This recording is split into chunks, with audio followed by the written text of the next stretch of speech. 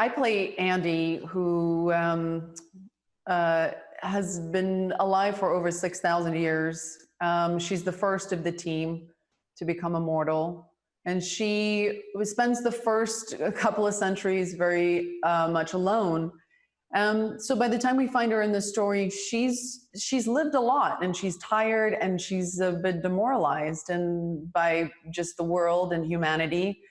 And she's given up in many ways. Her sentiment is that the world should burn and that she doesn't care anymore.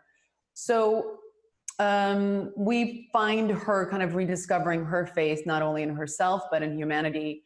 And a lot of that happens through the character of Nile, played by KiKi, who slowly kind of break down her walls and brings her back to a more vulnerable state of understanding the purpose that they all serve and how important it is to keep fighting.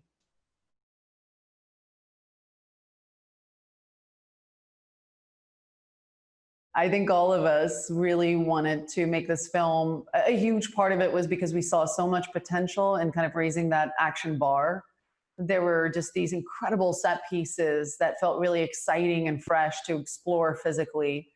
And so we demanded a lot from them, and they really stepped up to the plate. But that meant that all of the actors really had to be disciplined about dedicating themselves and kind of showing up to that gym, even when it hurt. And, there are days where it's really hard, but the consistency is really what pays off. And also just having a team that just never, ever gave in to anything that felt mediocre.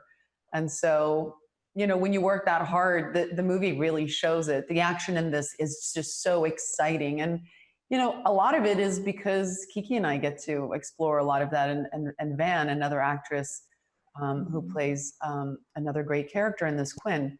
So to watch women get to explore this exciting, new way of physical storytelling is really exciting to watch in this film.